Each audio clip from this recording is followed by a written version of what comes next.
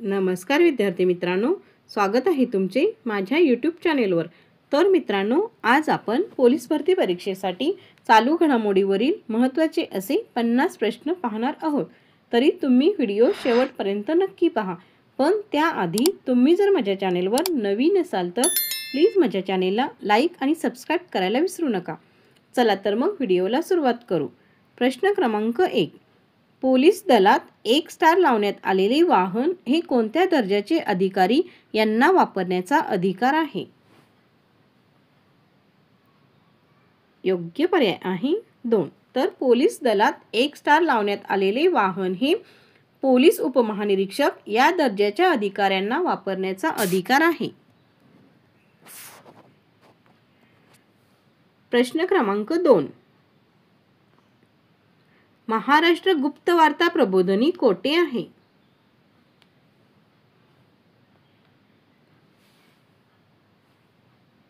योग्य पर्याय आहे 2। तर पुणे येथे महाराष्ट्र गुप्त वार्ता प्रबोधिनी आहे। प्रश्न क्रमांक 3, महाराष्ट्रात अंगुली मुद्रेचे पोलीस तपासात उपयोग करण्याकरिता कोणती आधुनिक कार्यप्रणाली वापरतात?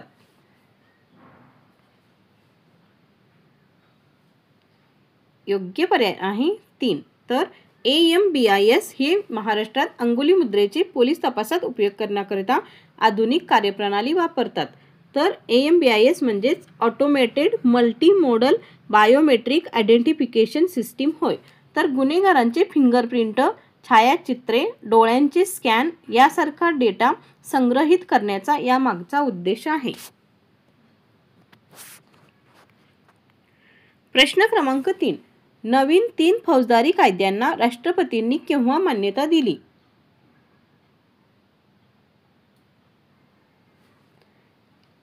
योग्य पर्याय आहे 4। तर डिसेंबर 2023 मध्ये राष्ट्रपतींनी नवीन 3 फौजदारी कायद्यांना मान्यता दिली।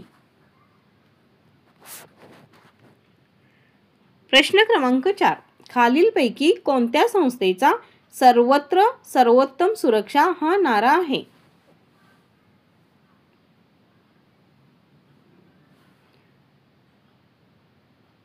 योग्य पर्याय आहे 4। तर सर्वत्र सर्वोत्तम सुरक्षा हा नारा राष्ट्रीय सुरक्षा रक्षक दलाचा आहे।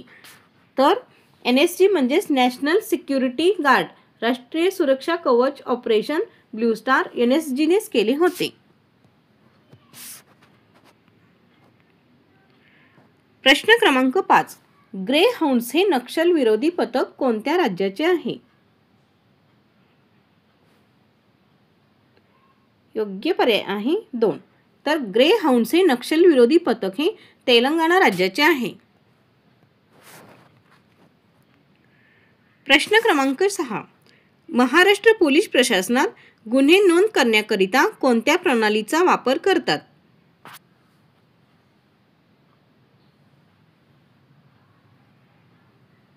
योग्य पर्याय आहे 1। तर महाराष्ट्र पोलीस प्रशासनात गुन्हे नोंद करण्याकरिता CCTNS या प्रणालीचा वापर करतात। तर CCTNS म्हणजेच crime and criminal tracking network and system होय।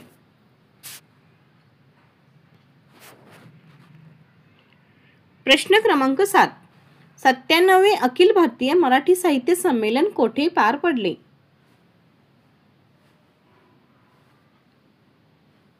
योग्य पर्याय आहे 3। तर 97वे अखिल भारतीय मराठी साहित्य संमेलन हे अमळनेर येथे पार पडले।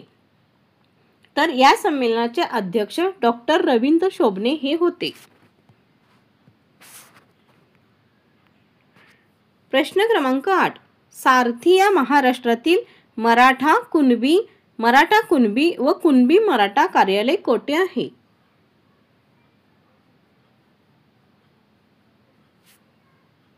योग्य पर्याय आहे 3।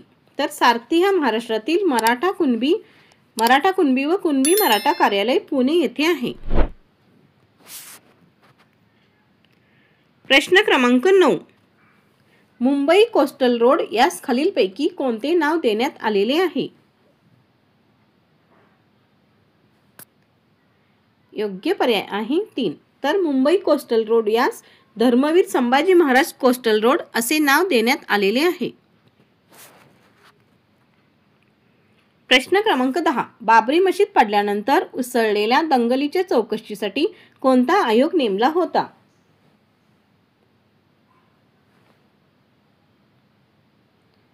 योग्य पर्याय आहे 2. तर बाबरी मशीद पडल्यानंतर उसळलेल्या दंगलीच्या चौकशीसाठी माजी न्यायमूर्ती B.N. श्रीकृष्ण आयोग नेमण्यात आला होता.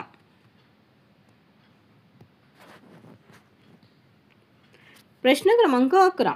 नुकताच स्टॅच्यू ऑफ सोशल जस्टिस कुठे उभारण्यात आला?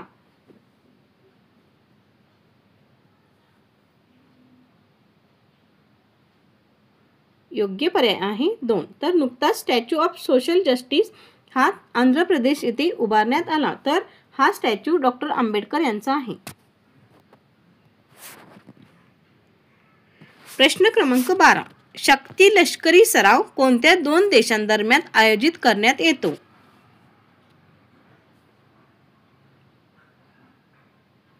योग्य पर्याय आहे 3.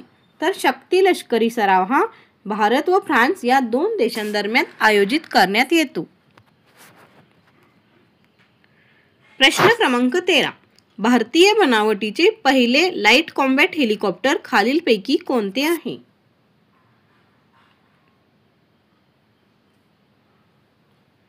योग्य पर्याय आहे 2. तर प्रचंड हे भारतीय बनावटीचे पहिले लाईट कॉम्बॅट हेलिकॉप्टर आहे.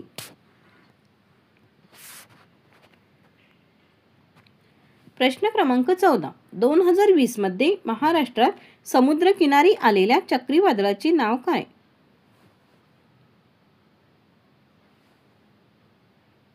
योग्य पर्याय आहे 1.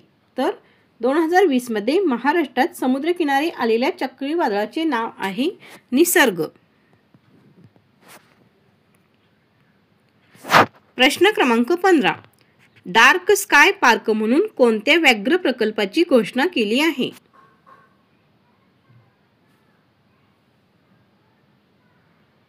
योग्य पर्याय आहे 2. तर डार्क स्काय पार्क म्हणून पेंच व्याघ्र प्रकल्प याची घोषणा करण्यात आली आहे.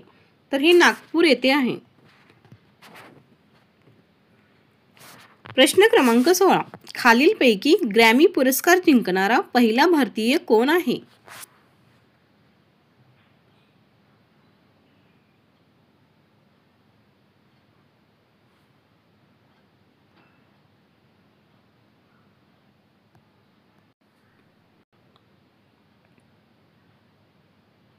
योग्य पर्याय आहे 1. तर पंडित रविशंकर हे ग्रॅमी पुरस्कार जिंकणारे पहिले भारतीय आहेत.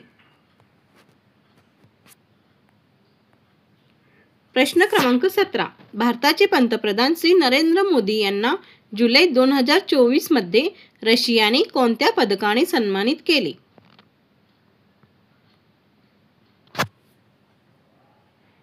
योग्य पर्याय आहे 1. तर भारताचे पंतप्रधान श्री नरेंद्र मोदी यांना जुलै 2024 मध्ये रशियाने the Order of Saint Andrew the Apostle या पदकाने सन्मानित केले.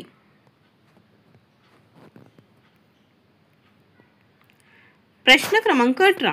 सन 2024 दादासाहेब फाळके पुरस्कार सर्वोत्तम दिग्दर्शक पुरस्कार कोणाला मिळाला?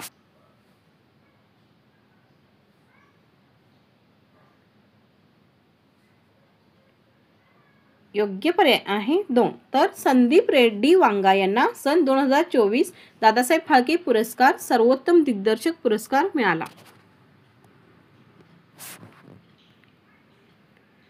प्रश्न क्रमांक 19. 2024 चा लता दीनानाथ मंगेशकर पुरस्कार कोणत्या व्यक्तीला देण्यात आला? योग्य पर्याय आहे 4. तर श्री अमिताभ बच्चन यांना 2024 चा लता दीनानाथ मंगेशकर पुरस्कार देण्यात आला. प्रश्न क्रमांक 20. कोणत्या अभिनेत्याला महाराष्ट्र भूषण पुरस्कार मिळाला? योग्य पर्याय आहे 3. तर अशोक सराफ या अभिनेत्याला महाराष्ट्र भूषण पुरस्कार मिळाला.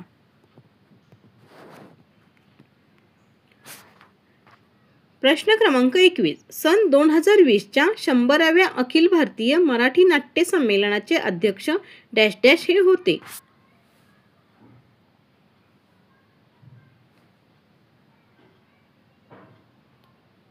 योग्य पर्याय आहे 3. तर सन 2020च्या 100व्या अखिल भारतीय मराठी नाट्य संमेलनाचे अध्यक्ष हे डॉक्टर जब्बार पटेल हे होते. प्रश्न क्रमांक 22. 2022 मध्ये मिस युनिव्हर्सचा किताब जिंकणारी विजयी महिला कोण ठरली?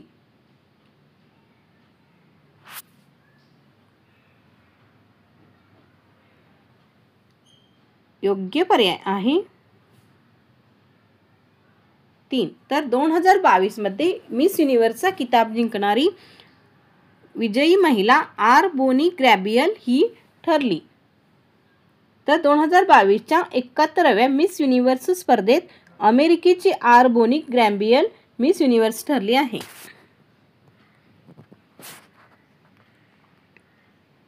प्रश्न क्रमांक 23. 56व्या महाराष्ट्र राज्य चित्रपट पुरस्कारामध्ये सर्वोत्कृष्ट ठरलेला चित्रपट डॅश डॅश होय.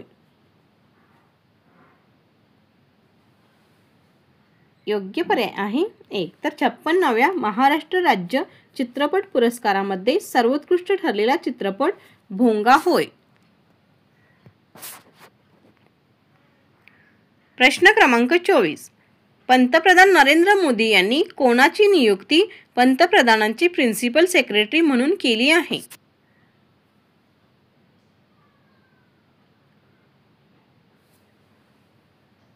योग्य पर्याय आहे 4. तर पंतप्रधान नरेंद्र मोदी यांनी डॉक्टर PK मिश्रा यांची नियुक्ती पंतप्रधानांची प्रिन्सिपल सेक्रेटरी म्हणून केली आहे. प्रश्न क्रमांक 25. भारतीय सैन्याने लष्करी दलाच्या कोणत्या विभागात 5 महिला अधिकाऱ्यांची 2023 मध्ये नियुक्ती केली?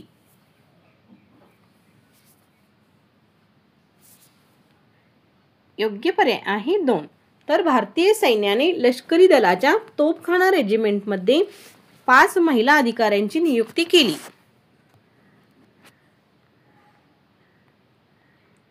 प्रश्न क्रमांक 26. भारताचे सध्याचे चीफ ऑफ डिफेन्स स्टाफ म्हणजे संरक्षक प्रमुख कोण आहेत?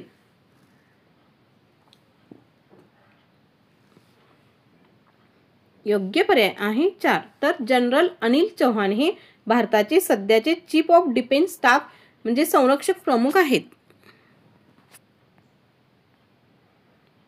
प्रश्न क्रमांक 27. बलात्कार पीडित महिलांच्या आर्थिक मदतीसाठी खालीलपैकी कोणती योजना कार्यान्वित केली आहे?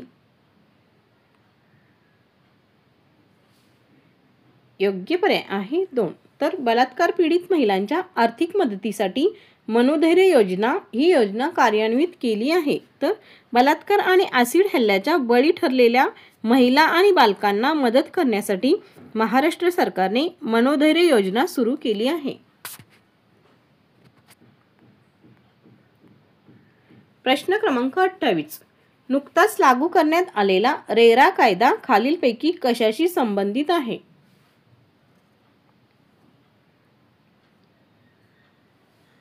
योग्य पर्याय आहे 2. तर नुकताच लागू करण्यात आलेला रेरा कायदा हा बांधकाम व्यवसायाशी संबंधित आहे. तर रेरा म्हणजेच रिअल इस्टेट रेग्युलेटरी अथॉरिटी कायदा 2016 मध्ये हा कायदा संमत करण्यात आला.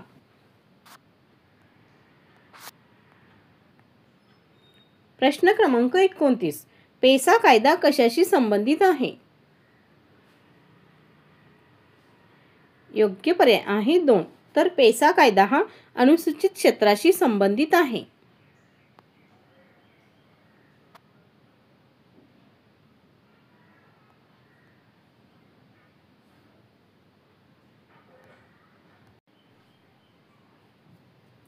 तर या कायद्याचा उद्देश भारताच्या अनुसूचित जनजाती क्षेत्रात राहणाऱ्या लोकांसाठी पारंपरिक ग्रामसभांद्वारे स्वशासन निश्चित करणे हा आहे. प्रश्न क्रमांक 30. केंद्र सरकारची स्मार्ट सिटी योजना कोणत्या नावाने ओळखली जाते?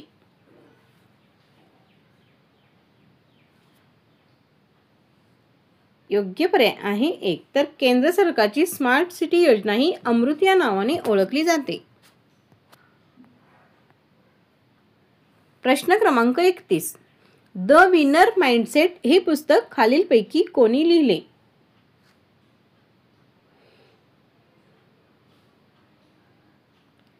योग्य पर्याय आहे 3. तर शेन वॅटसन यांनी द विनर माइंडसेट हे पुस्तक लिहिले आहे. प्रश्न क्रमांक 32. स्ट्रेट फ्रॉम द हार्ट हे आत्मचरित्र कोणाचे आहे?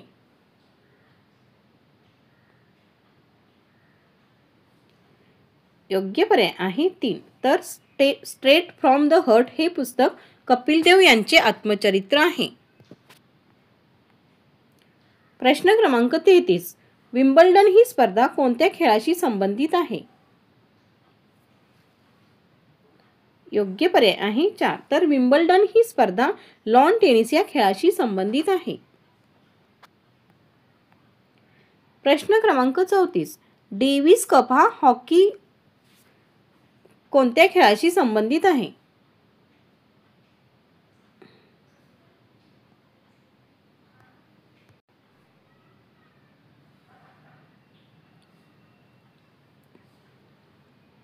योग्य पर्याय आहे 1. तर डेव्हिस कप हा टेनिस या खेळाशी संबंधित आहे.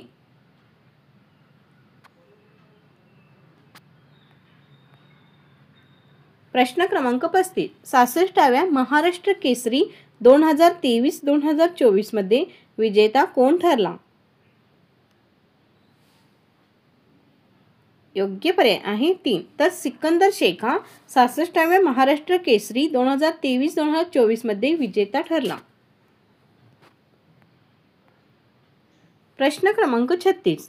वर्ल्ड ॲथलेटिक्स चॅम्पियनशिपमध्ये सुवर्ण पदक जिंकणारा पहिला भारतीय खेळाडू कोण होता?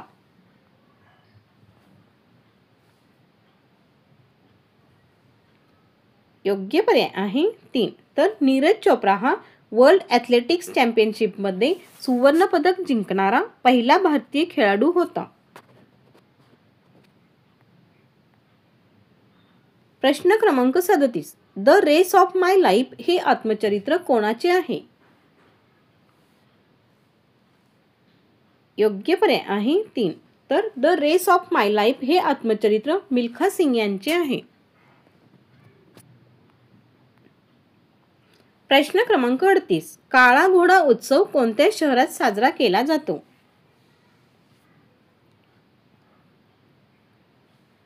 योग्य पर्याय आहे 1. तर मुंबई येथे काळा घोडा उत्सव साजरा केला जातो. प्रश्न क्रमांक 39. राष्ट्रीय ध्वज दिन कधी साजरा केला जातो?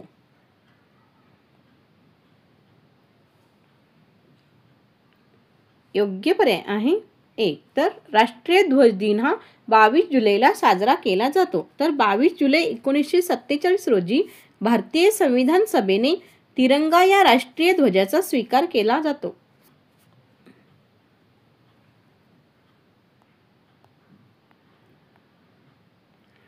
प्रश्न क्रमांक 40. जागतिक व्याघ्र दिन कोणत्या दिवशी साजरा केला जातो? योग्य पर्याय आहे 2. तर 29 जुलै या दिवशी जागतिक व्याघ्र दिन साजरा केला जातो. प्रश्न क्रमांक 41. हुतात्मा दिन कधी साजरा करण्यात येतो?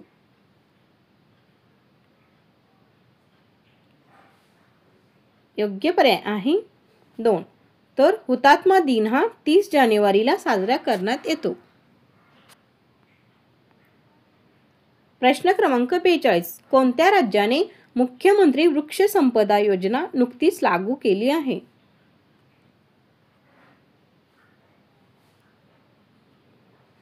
योग्य पर्याय आहे 2. तर छत्तीसगड या राज्याने मुख्यमंत्री वृक्ष संपदा योजना नुकतीच लागू केली आहे. प्रश्न क्रमांक 43. महाराष्ट्र भूषण 2024 हा राज्याचा सर्वोच्च नागरी पुरस्कार कोणाला देण्यात आला?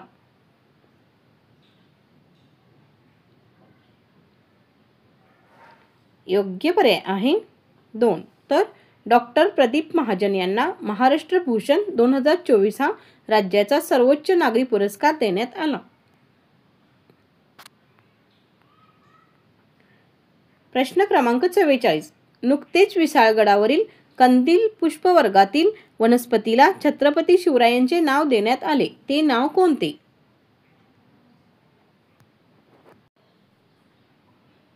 योग्य पर्याय आहे 1. तर नुकतेच विशाळगडावरील कंदील पुष्पवर्गातील वनस्पतीला छत्रपती शिवरायांचे सेरेबोजिया शिवरायना हे नाव देण्यात आले।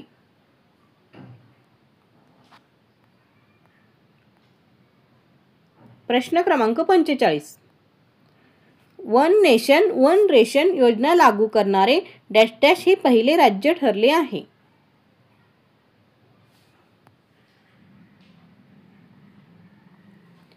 योग्य पर्याय आहे 4. तर वन नेशन वन रेशन योजना लागू करणारे गुजरात हे पहिले राज्य ठरले आहे।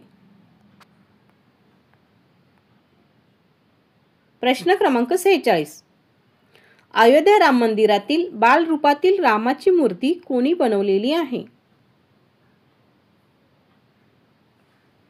योग्य पर्याय आहे 3. तर अरुण योगीराज यांनी अयोध्या राम मंदिरातील बाल रूपातील रामाची मूर्ती बनवलेली आहे। प्रश्न क्रमांक 47, let me say it now या पुस्तकाचे लेखक कोण आहेत?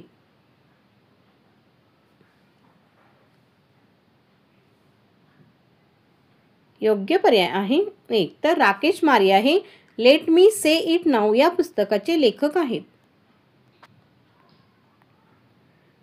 प्रश्न क्रमांक 48, सेला बोगदा कोणत्या राज्यात बांधण्यात आला?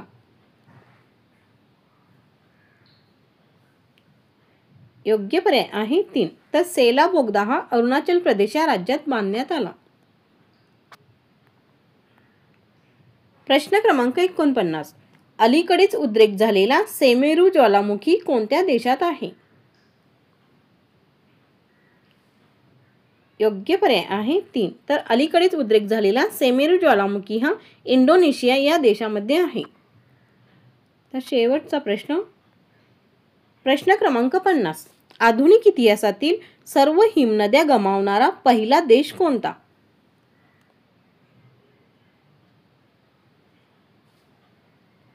योग्य पर्याय आहे 2. तर व्हेनेझुएला हा आधुनिक इतिहासातील सर्व हिमनद्या गमावणारा पहिला देश आहे।